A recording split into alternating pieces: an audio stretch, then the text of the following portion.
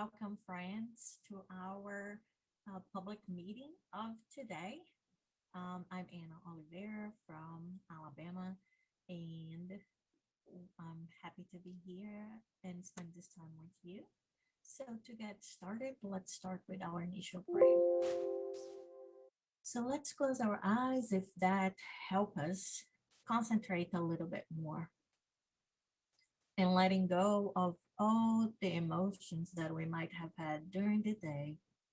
Let's try to think about our friend, our Master Jesus, and invite him to the space that we are in our homes or whatever we are right now, and ask him to bring his light and his peace to help us calm our hearts, harmonize our thoughts, and open our intelligence so that we can hear his voice, understand his message, and get the encouragement necessary to practice his gospel of light, of forgiveness, of love every day in every moment of our lives. Jesus, thank you so much, and so be it. All right, friends. So we had a little change from the plan. So, today we're gonna talk about this section in this book from Divaldo Franco by the Spirit Joanna de Angelis called Life Challenges and Solutions. And I chose this little section that is more towards the end of the book, actually, called Being Awake. So that is our reflection for today. If you do not know, right, this book, Life Challenges Solution, is part of a series of books from the Spirit Joanna de Angelis that it's called like the psychological series. So, it talks a lot about transpersonal psychology that, it's a field of psychology that actually it's not that it talks about it, but it uses is based on this trans personal psychology. That is the part of psychology that considers that we are, more than just, a person, but we also are inserted, right, in these experiences that we have. So it considers all of those things while trying to understand the things of this soul. So one of the famous psychologists that actually uses the same method would be Carl Jung, right? And one of the examples in nowadays that you would think that you can associate, for example, with transpersonal psychology would be the practice of mindfulness, right? That a lot we hear a lot about that today. Biggest disclaimer, I'm not a psychologist, right? So, um, it's not my area of expertise, but definitely I think that, this message, I read it many times, and it always brings me a very good reflection. So that's what I wanted to invite all of you to, as we read this short part of this book today, we start reflecting and seeing how can we apply that to our lives, right? So the message or this section of the book, it starts saying like this, that humankind in general lives in a sleep state, in lethargy, and that is why people suffer the worst sickness possible. So there is our first thing to think about, or to try to understand. It's like, what does she mean by this, that we live in a sleep state? So do you all agree that we are kind of like this little girl here, and disease are going everywhere? I personally love to sleep, so maybe that's why I like this message, right? but we're going to see what she's talking about, right? And we're going to see if we what is, I want you guys to think too as we go move forward. What is this idea of, being awake, right? What does she mean by that? What it really does that mean? But she says that we usually have this sleep state, this lethargy. And I really think that I agree in a sense when I reflect to myself that sometimes it's so hard to change, isn't it? It requires, it seems like, so much energy, right? I'm Sometimes we just like things to be the way they are, and it's so hard for us to move. Sometimes, even if we suffer, sometimes it's hard to do the things that we need to do in order to change our own situations, right? Um, so I think that's what she's, trying to tell us here. And she says that the worst possible sickness is ignorance of ourselves. It's our of ignorance of our destiny and the meaning of our existence, right? We as spiritists, we value life so much. We know, and we have talked about in, other public meetings about the importance of this birth, right? This life here, this opportunity. But I don't know about you guys, but I can speak for myself. Most of the time, I'm not thankful. I'm really in this state of ignorance of the wonders that I am, right? As a person, now, not me, just on a personally, although you all know I'm wonderful, right? I mean, I'm great. Just kidding. But it's, as a human being, like the whole nature around us, all the laws that God has created, the meaning of our Yes. existence, Is this right? our? Um, I'm sorry. This is. Um, so this thing about the ignorance of ourselves, it remind me of something, right? It remind me of this question on the Spiritist book, the question 919 that talks about self-knowledge. And when Kardec asks, what is the most effective means for improving ourselves in this life and for resisting the draw evil? And the spirits respond, a sage of antiquity has told you, know thyself, right? So, really, if we know ourselves, then we can live in so much peace, right? And we can progress so much faster, right? There's no way to know how to reach somewhere if you don't know first where you are, right? So if I want to visit you guys who live in North Carolina, I need to understand that I am in Birmingham, and because if I have no idea where I am, if I think I'm in California, it's gonna take me longer. I will have no, there are so many ways that I can reach the destination, but the most important thing is the starting point. So that's why it's really important to know ourselves, right? But also remind ourselves, and especially in these very hard times, about our destiny, right? That we are not here to suffer. We're here to learn, right? We're here to improve, and our existence is not to bring, to be considered like a payback or a punishment, right? It's really an opportunity to flourish, right? And our existence is here as a step in this much better, much beautiful road that takes us to perfection. So Joanna continues saying that um, comfortable with their situations, people may complain, right?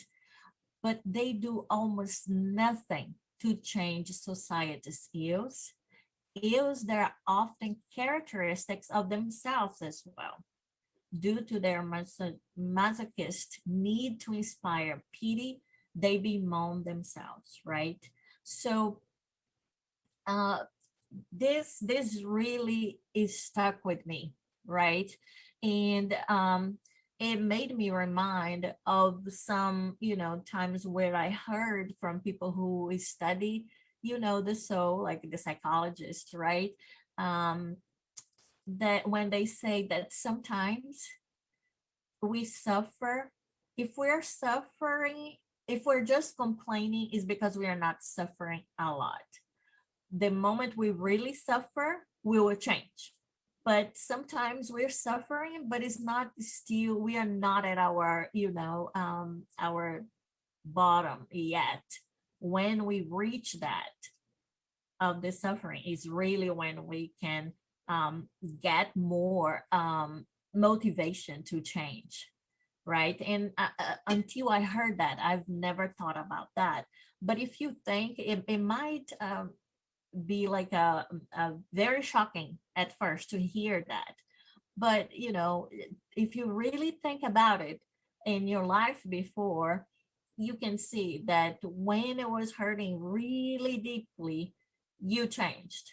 But most of the time it was hurting, right? I'm not trying to not acknowledge that it was a hurt, but we as human beings have this capacity that when it hurts a lot, it pushes us to really do something about it.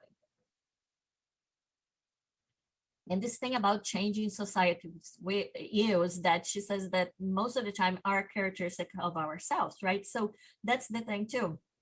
Sometimes the suffering, or most of the time, and I think we already covered here in one of the previous chapters of the gospel, that the reason for the afflictions, right, the causes of afflictions, they are either on this life is something that we did or something from previous lives, but it comes from us. It's very nice or very easy, and is sometimes very comforting to try to attribute that responsibility to others, to the government, to God, to husband, to kids, to boss. But most of those sufferings, they come from ourselves, right? uh, she continues saying that people yield to circumstances out of self-indulgence. Look, just like, that's why I chose this picture. She's just just enjoying this ice cream so much, really self-indulgent there. And she even has her tiara just to have the ice cream, so I thought it was just great. So most of the times we are just there, right, in those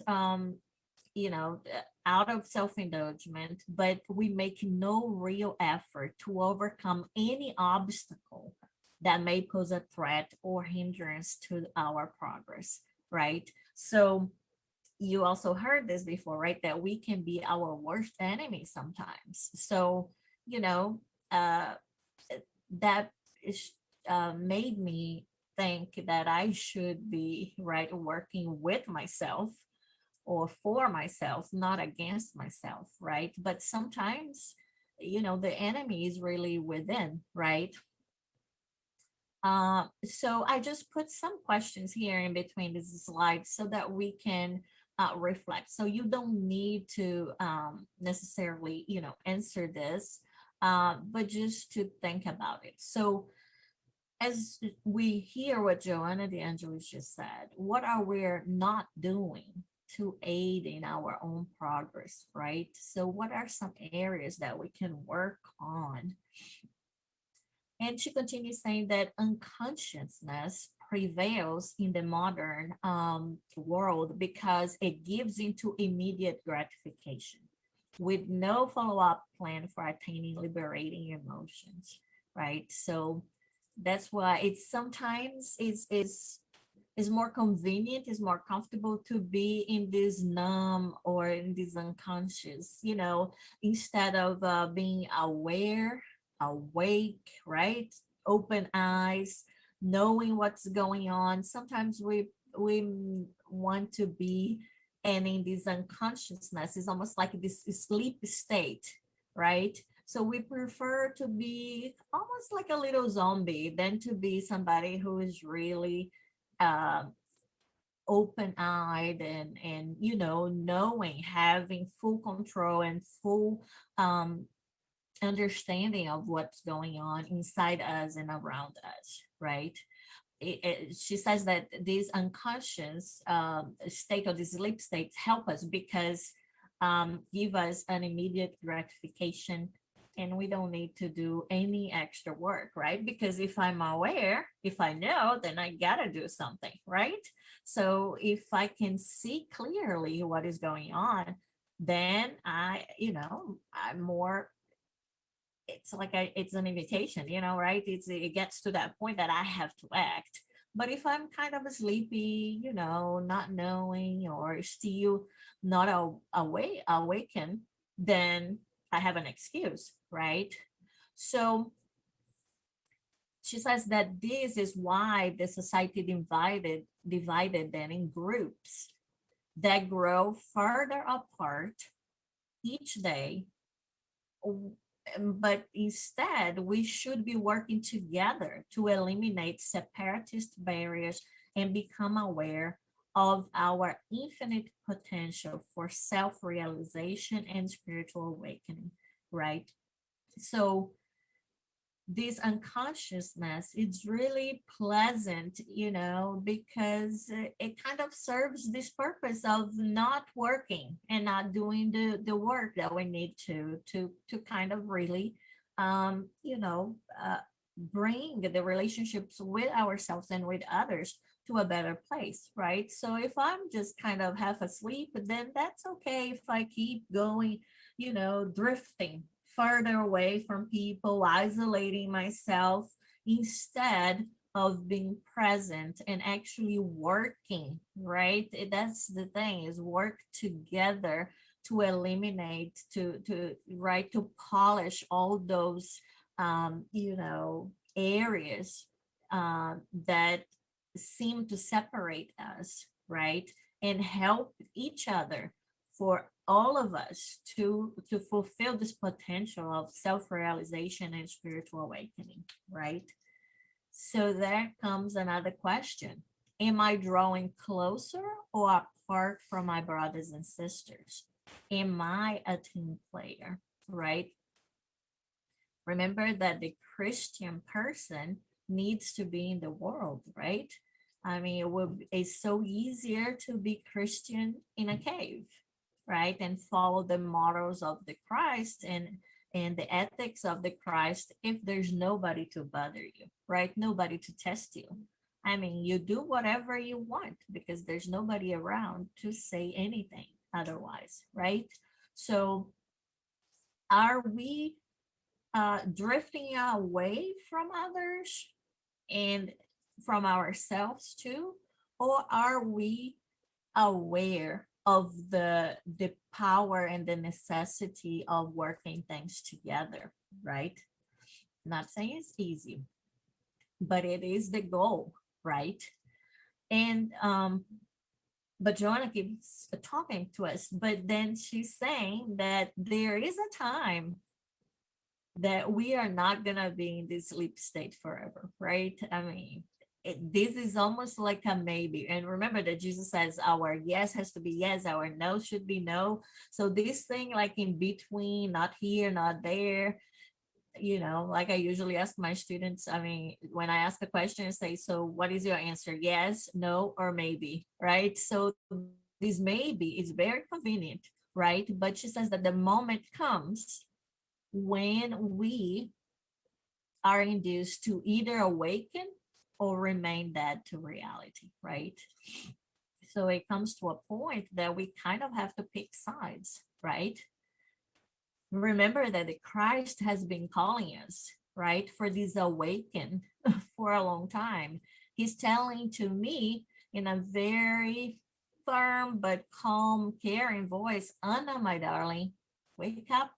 It's time, right?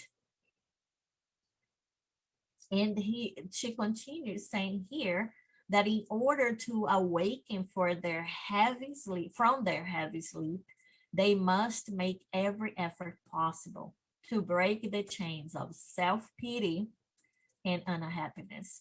self-deprecation and self-disrespect. So there's, I only put in italics there, but if this can be highlighted even more, I think that is a very big lesson for us, right?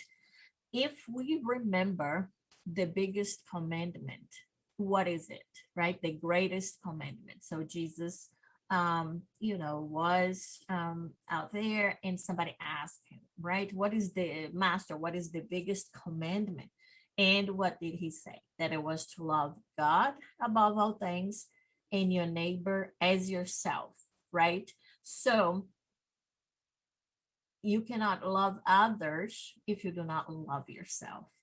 So self love is around this idea of awakening. I thought that was so interesting, right? That Joanna wants to present us this idea that this awakening of the spirit comes, right, with loving ourselves, with understanding and celebrating our potential.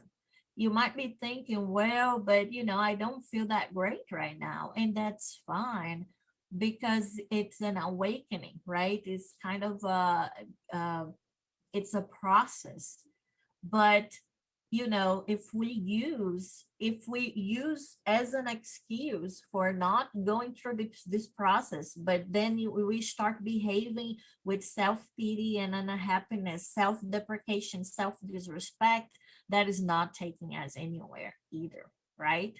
So to come out of this sleep, to of this unconsciousness, kind of a spiritual sleep state, I need to love myself. I need to let go of self-pity, self-deprecation, and self-disrespect, right?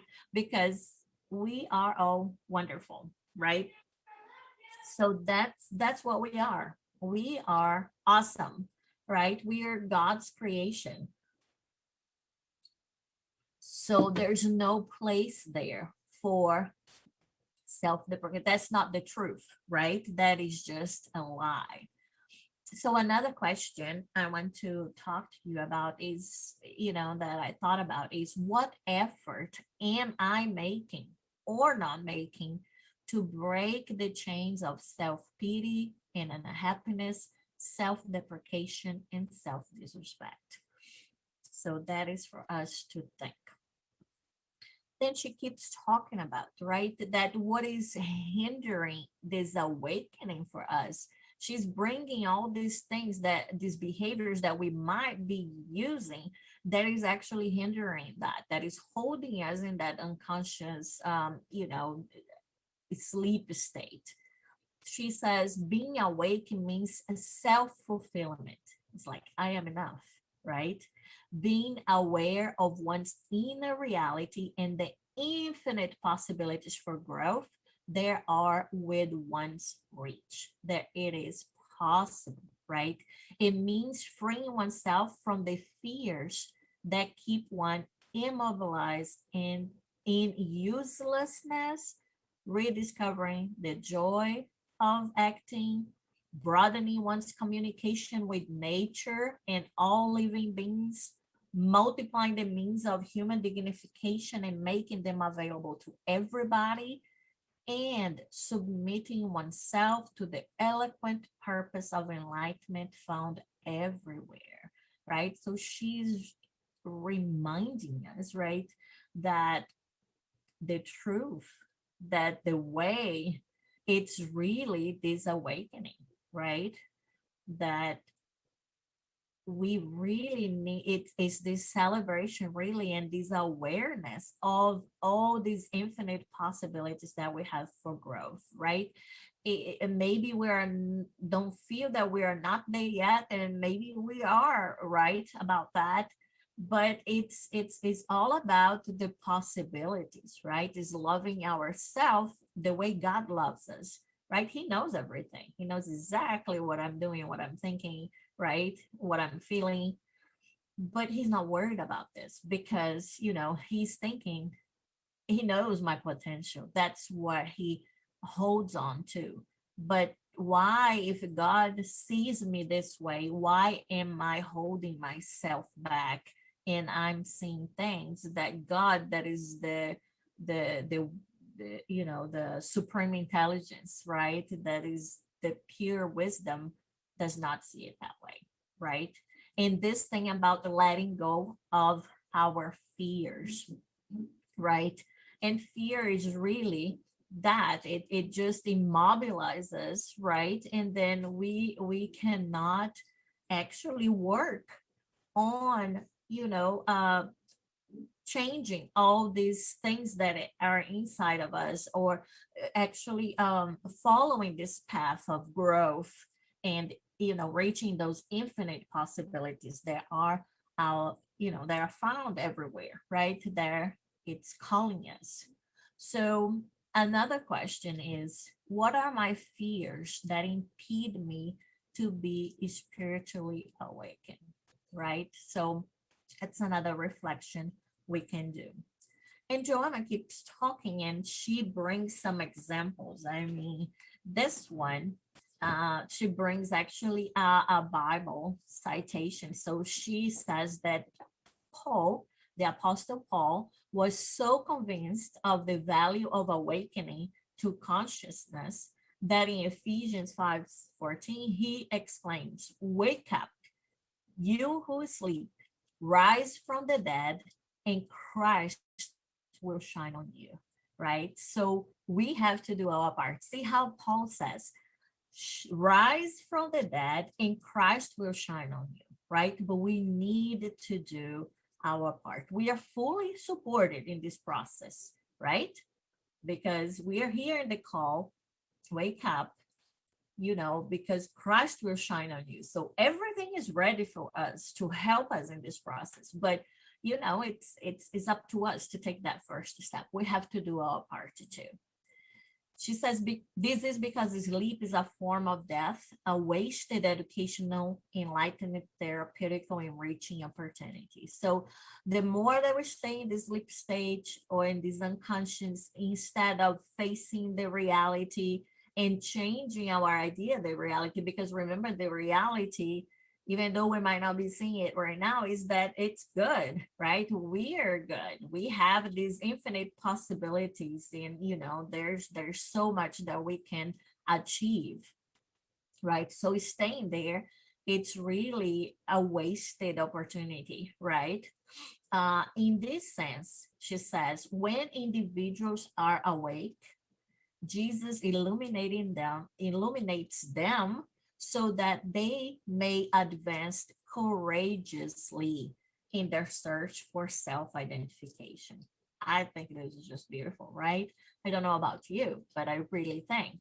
So once we take the first step, then Jesus, shines on us, like Paul says, then Joanna de Angelis says that too, so that we can you know, go on this journey for self identification. Then we can change all these paradigms and all these very conflicting and confused views of ourselves and others, right? Then now, there's no self pity, no self deprecation. There is self identification. I'm an immortal spirit, right? I'm a creature, I'm a son or daughter of God, right? And she says that all victors, right, have been persons awakened to their endeavor and commitment to life, aware of their own worth without sentimentality or psychological flights of self-deprecation or and self-punishment. Unfurling the banner of courage, they enter the battle, overcoming vices and developing virtues on the immense field of the conscious, like Krishna proposal to Arjuna in the Bhagavad Gita, that marvelous canticle of psychological dignity and saga about Victor over his own passions, right? So Joanna de Angelis is a very intelligent spirit, right? So she brings a lot of other references, really showing us this awakening is a universal truth, right? Because it is in many different cultures and bringing this idea. But I thought it was very interesting that she talks about courage, right? So the ones, because we were thinking, well, I might be so far away, but then she's telling us what the victors, right? What the people that actually were able to awaken, right? What do they have? And then she's telling us courage, right? And can you imagine someone saying that they are Christian but not having courage, right? I mean, courage is what the early Christians showed us. And today, in many places, at least as Christians, we do not need to be fighting for our lives, but we do still have this very big spiritual battle, for our own progress and to help the progress around us, right? This thing too, see, she says that the battle is what? The battle, so we need courage to enter this battle of overcoming vices and developing virtues. So that is work, right? So overcoming the vices and developing virtues requires courage, but it also requires work, right? But sometimes we are, we like, I think, also this unconsciousness kind of a sleep state because it's kind of a lazy state, right? It doesn't require much work. But remember, the work, it's what's going to help us, right, to overcome. If there's no work, then there's no merit at the end either. She continues saying that awakened individuals do not allow themselves the cunning of Sisyphus or the cruelty of Zeus. So those are, gods in the Greek, right? Mythology. These characters, they felt the need to display their strength and power in the fragility of the immature and unconscious human being. So I understand this as she's telling us that this awakening, right? It's not through violence, right?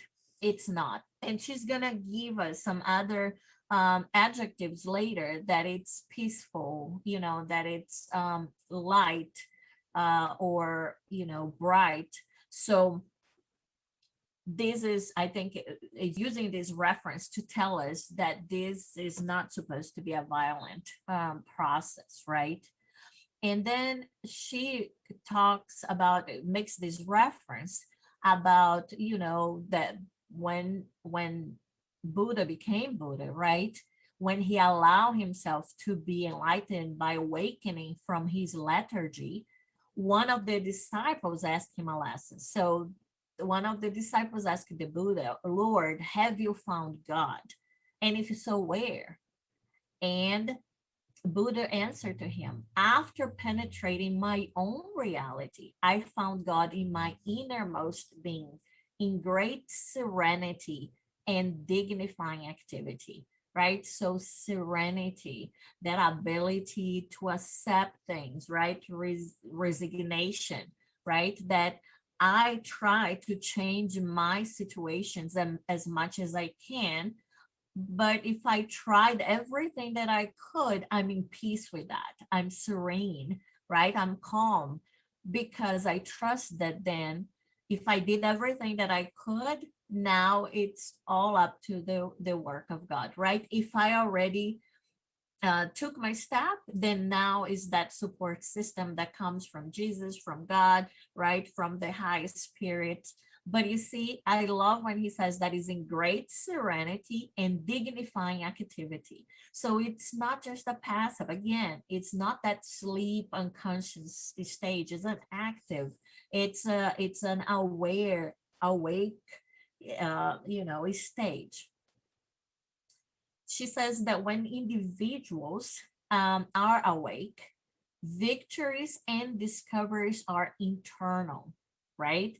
We sometimes spend so much time trying to conquer the outside. But the awakening process, it's really related to our internal victories and discoveries. And here she says, resplendent and peaceful, powerful as lightning, yet gentle as a morning breeze. I thought this sentence was so poetic and it was so strong. It was so vivid that that's why I put these pictures here. So she's saying, once we are awake, the victories and discoveries are internal, they are resplendent, right? And peaceful, powerful as lightning, yet gentle as a morning breeze, right? It says bearers of life, they lead other people to self-assurance, enabling them to understand those who remain asleep, who have no interest in self-awareness or the end purpose of existence, right? So it's again this thing, because I love myself, it's easier for me to love others, or it's easier for me to truly love others, because knowing these difficulties in myself, knowing what it takes me to overcome them, I can understand why, maybe I don't agree with what people do, but I can understand why they did that, right? I don't agree with the act, but I can understand how they came to that conclusion or to that act, right? And then she says that they do not become irritated, wary, or upset with those who assail, persecute, or seek to afflict them. I mean, can you imagine this state of blissfulness, right? It's like, it's like everything is okay, right? It's all right, right? It's this peaceful state. It's knowing how wonderful I am and how wonderful everybody is going to be. Is this mutual help and understanding, right? Is this very peaceful state, I follow one monk from Brazil, and sometimes she says that once we see, these difficult people, sometimes that we say, oh my gosh, like, and we have no words. She said we should just be thinking like one day that person also is going to be Buddha, right? Because from Buddhists, that's what she believes. But isn't that really what Joanna is talking to us about here? Is this acceptance of ourselves? Is this recognition that we are wonderful, and this naturally acceptance of others too, the way that they are, that that whatever way they are or we are is just a temporary state, because the permanent state, remember, all those potential, the infinite potential possibilities is what is actually the self, right? That's really where the essence is, right? um so um at this point, and also as I'm reading this message, it made me think also about how spiritism is in my life, right? Because all these things that spiritism teaches, it brings me much more closer to this state of peacefulness, right? Than the other way around, right? Because it tells me the purpose of the suffering and the destiny of the earth. So it explains things to me and consoles me and brings me hope. So it motivates me to actually do better every time, right? And here, towards the very end of the message, we are almost finished. She um, talks about some examples. To me, is like, if I had to translate this, is like now she's trying to give me drastic examples of awakening, right? To see, oh, do you know? Remember, this is the awakening to help me understand what it is. So and that's why I chose this first picture. But here you can have so many pictures. You can start imagining as you're reading the message. So she says that upon meeting Jesus, Mary Magdalene awoke from her madness and was completely transformed, right? So if we know the history of this character in the Bible, we can see how she turned totally. And if we keep reading, was her life after that, after this awakening, of this transformation, great? So let's say that before it was not, right? The outside, she was still, working, and I think she's the one that died with the leper because she was helping other, people with that disease. But that peace that she had inside, right? That is the awakening, right? So it doesn't matter what's happening in the outside. I'm content because I know that I'm enough. I know that I'm cared for. I know that my destiny, it's perfection, is happiness. I know I'm not alone. I know I am supported. So that it is so powerful, really, right? Powerful, very powerful like lightning, but gentle as the breeze, right? And then she talks about Paul of Tarsus. I mean, what kind of transformation was that, right? That he woke up after Jesus called him and he was never the same afterwards, right? Also, his transformation, remember, he got blind and then he got better, and then all his friends didn't like him anymore. He had to rethink a whole lot of things, right? It was a very drastic awakening, and very, but it's not like it was all, all, it was not dandy, right? It was not all like flowery and all sweet and everything. It was work that he had to do too, but he was supported every step of the way, right? So she says that Francis of Assisi accepted the master's invitation and was reborn, abandoning the old man to become nature's cantor. That's another also transformation, very drastic, right? And then she also talks about that, many others, like in various fields of thought, science, art, religion, and love, they changed the course and lifted humankind to a level of greater beauty and broader happiness. So many of those people probably felt a little bit isolated, but they were not isolated themselves, right? They kept working in what they believed so that they can actually, fulfill whatever mission they had, right? So it was not easy, it was not subtle, but we can feel that power, that power of the lightning, right? And that breeze of the sweetness, or the subtleness of the breeze, right? In those spirits, when they had that awakening, right? So, uh-huh.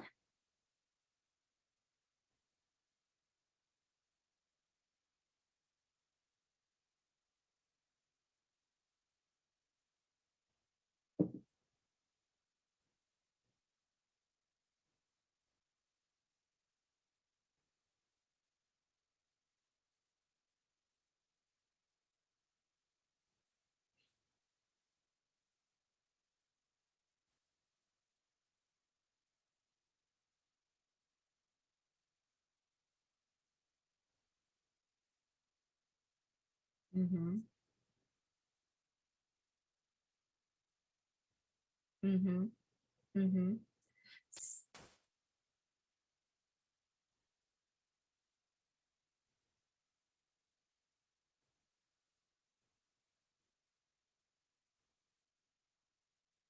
Mm-hmm. And then she finishes the message saying that being awake means to evolve, free of prejudices and limitations, right? So remember, all these limitations are ours. I don't know if you have seen this picture. It circulated a lot on Facebook in Brazil, and it is a horse that is stayed there, that is, immobilized there. He's tied by a rope, but to a small chair, but he still stays there. So sometimes this limitation is in our head. So that horse thinks that he's tied to something and he needs to stay there, but he has so much more force that he can really, he's so powerful, he can just drag that chair very easily, right? But he stays there.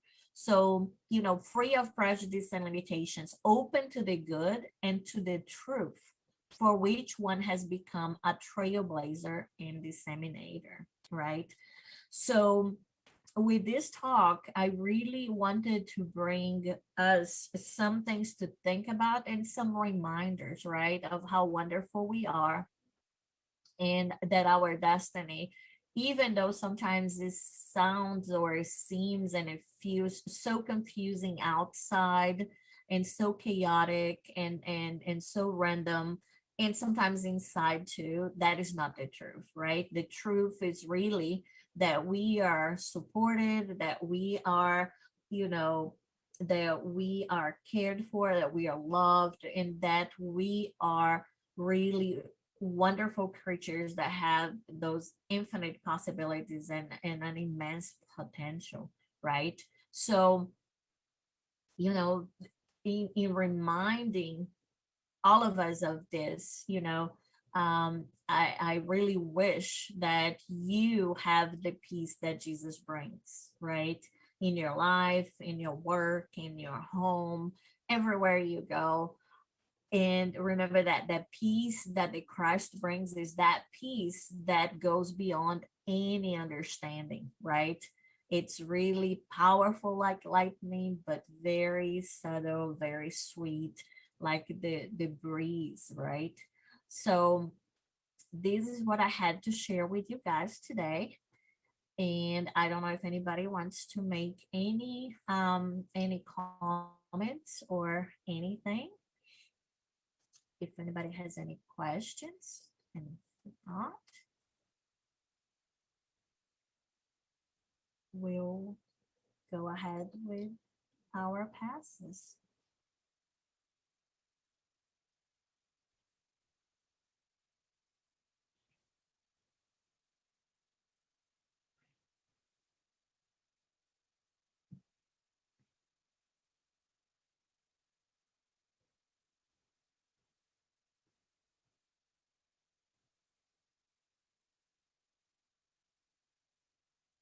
Thank you.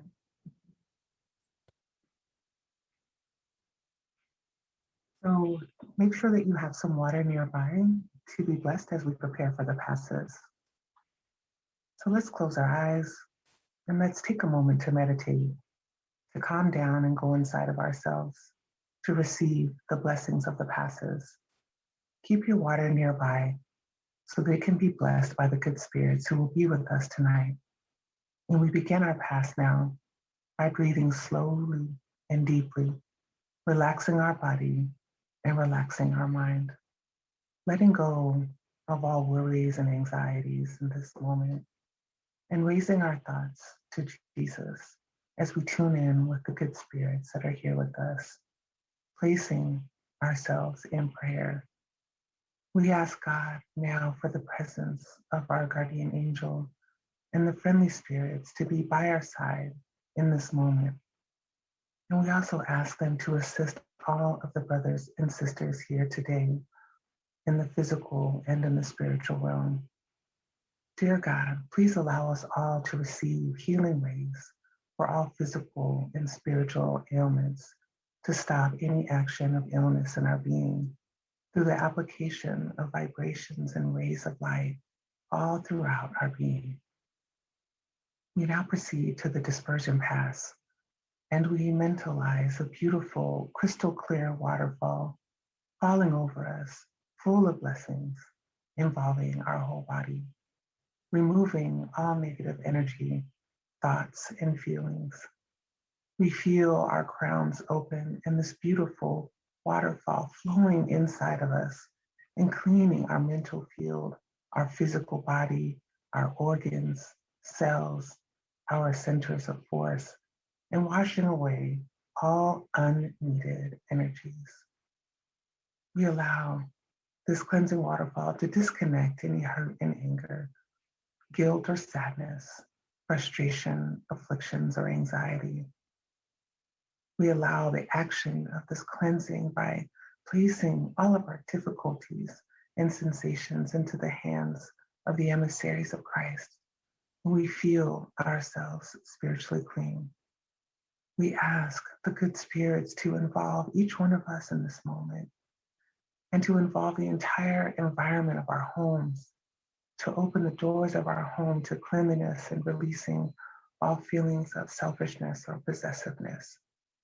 May this water clean the spiritual environment of our home from all forms of ill thoughts and feelings so that we can harmonize ourselves with our family members.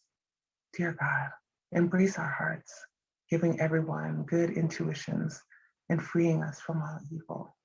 Thank you, God. We know that you hear our prayers. We thank you for listening and for taking action. We now, with a heart full of gratitude, proceed to the replenishing path. Full of gratitude, we just give thanks for this beautiful spiritual cleansing that already has us feeling lighter and brighter. And we start this strengthening phase to restore our energies. We ask you, dear Jesus, to approach us now and to place your hands over our heads, allowing the golden light of your love to fall upon us from your hands. We open ourselves so we can feel these rays of infinite love, restoring our whole being and re-energizing us morally, spiritually, physically, emotionally, mentally. We visualize the team of spiritual doctors around our physical and spiritual body, bringing us so much light. We feel the light that we are receiving, and it's providing this beneficial and strengthening energies. And we receive also through our breath, through the pores of our body, and through our thoughts. We feel this light strengthening our immune system, restoring to balance all of the organic activities, bringing encouragement and well-being to our body. We thank Jesus and the whole team of good spirits, asking for this light of healing and blessings for all humanity, to also involve all of those who are sick, who are suffering, who are also have no one to pray for them at this time. We unite our thoughts now in love and in peace to be an instrument of support so that the good spirits can act on everyone who needs it. We unite our hearts in a field of love to be an instrument of support so that all of the brothers and sisters who are suffering from prejudice and oppression would also receive love and peace. At this moment, we imagine the hospitals and everyone there receiving healing support. And we ask the good spirits to please visit the homes of those who are sick and those who remain silent, that are still feeding the action of imbalance. We know that God acts in all of us and he answers all prayers. May his will be done. And may the water that we have set upon our tables now be blessed by the hands of our good spiritual brothers, these workers of Christ who are bringing all of the benefits we have prayed for to our spiritual and physical bodies. Thank you, God. And we now close in prayer, remaining in this beautiful energy of the past, with hearts full of gratitude for all of the good spirits, for our guardian angel, for the mentors of the house, for our friend Jesus, for the presence of all this love, all this beautiful energy. And we give thanks for the wonderful lecture that we heard tonight, for the beautiful lessons. And we ask you, dear Jesus, help us to wake up. And when we wake up, help us to stay awake, that we would be awake and aware to the necessary transformation that is in front of us, and that we would be strengthened mentally, physically, spiritually, and morally to take action, to do the work, to transform ourselves spiritually, mentally, and physically. Dear God, we ask for blessings for each and every one of our brothers and sisters that have been here today on the physical and on the spiritual realm. And we ask that the peace of Jesus would stay with each and every one of us. May God bless us all. And so it is.